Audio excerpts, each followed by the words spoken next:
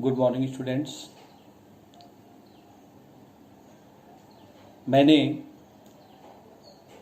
पिछले video lecture के माध्यम से आपको अध्याय 1 के विभिन्न हिस्सों के विषय में विस्तार से हमने आपसे चर्चा की थी। हमने आपको बतलाने की कोशिश की थी। साथ ही साथ हमने आपको गृह कार्य भी दिया था। मुझे विश्वास है आप लोग से समझ भी चुके होंगे और उस गृह कार्य को पूरा भी कर चुके होंगे। आज हम दूसरे पाठ का शुभारंभ कर रहे हैं। इस पाठ का नाम नेशनल इनकम अकाउंटिंग है।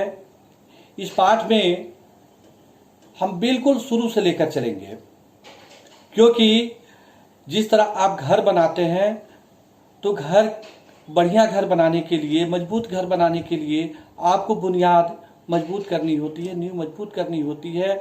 उसी तरह किसी भी देश की अर्थव्यवस्था के विषय में जानकारी प्राप्त करने के लिए हमें उसके अर्थव्यवस्था के बेसिक कॉन्सेप्ट्स को समझना जरूरी होता है। इस पाठ के में हम चूंकि ये बहुत बड़ा पाठ है, इसलिए हम इसको 2 पार्ट में डिवाइड करेंगे। आज हम पहले पार्ट में मैक्रो इकोनॉमिक्स के बेसिक कॉन्सेप्ट्स की बात करेंगे, समष्टि अर्थशास्त्र के मूलभूत तत्वों की बात करेंगे, जिसके पश्चात अर्थव्यवस्था को हम अच्छे तरीके से समझ सकेंगे। पिछले पाठ में हमने कीन्स और एडम स्मिथ के सिद्धांतों के विषय में हमने बात की थी और आपको मूलभूत तत्वों के विषय में समझाने की कोशिश की थी। हमने एडम स्मिथ के खुले बाजार की अवधारणा के विषय में भी आपसे चर्चा की थी और कीन्सियन थ्योरी के भी विषय में चर्चा की थी। जैसा कि आप लोग को विदित होगा कि एडम स्मिथ ने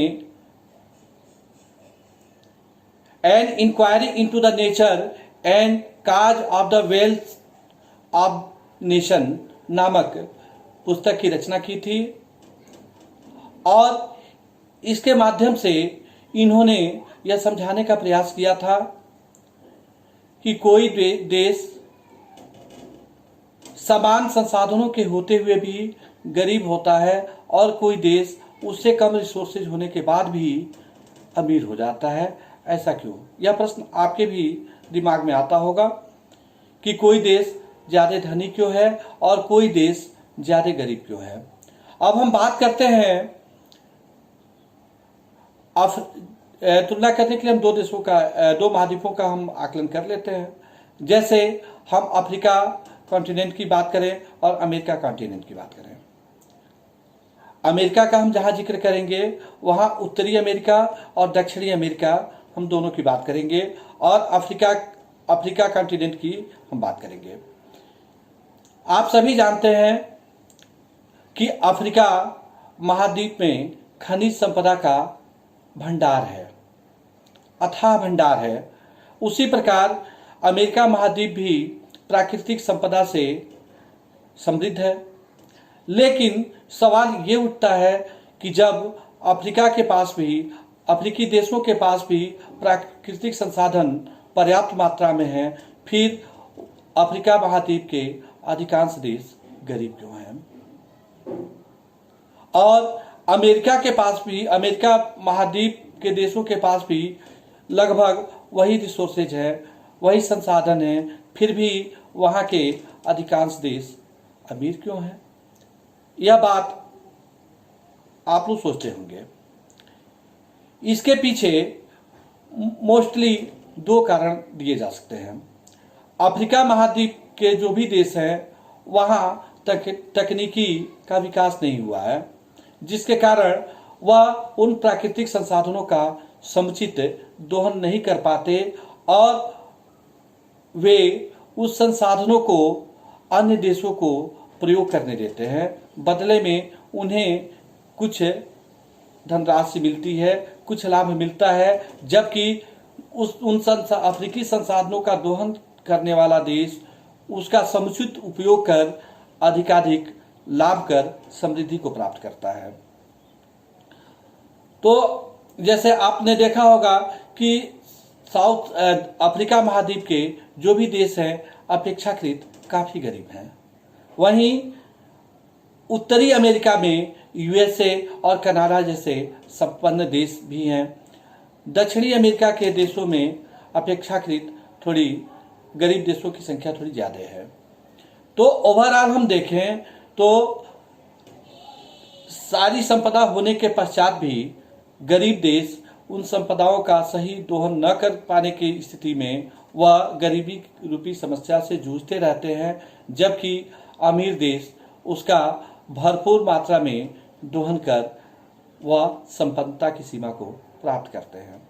अब हम अगले बिंदु पे आते हैं, जैसे कि कौन से ऐसे तरीके हैं जिससे एक देश उस सेम संसाधनों का प्रयोग करके लगातार अमीर बनता चला जाता है और दूसरा देश लगातार उसी अवस्था में पड़ा रहता है।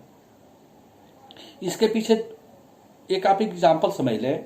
जैसे मान लीजिए कि हम प्रायः जो भी विद्यालय जो भी इस कक्षा में बच्चे बैठे हुए हैं सारे लोग किसान के घर से संबंधित हैं। आप सभी लोग जानते हैं कि आप लोगों के पास खेत है, आपके पिताजी के पास खेत है, खेत खाली पड़ा हुआ है, यानी हमारे पास जमीन के रूप में संसाधन तो है लेकिन खाली पड़ा हुआ है। आप बताइए उस खाली खेत से आपको क्या मिलता है। लेकिन जरा दूसरी परिस्थिति के बारे में आप सोचें, यदि हम उस खेत को बढ़िया से साफ कर तैयार कर उसमें टमाटर बो देते हैं, टमाटर बोते हैं तो टमाटर का प्रोडक्शन होता है। हम उस टमाटर के प्रोडक्शन का क्या करते हैं, सॉस बनाते हैं और बाजार में बेच देते हैं। अब ऐसा नहीं है कि उसका हम सॉस बना के ही बाजार में बेचेंगे, हम सीधे सीधे टमाटर को बाजार में भी बेच सकते हैं। लेकिन यदि हम टमाटर को केवल बाजार में बेचने जाएंगे तो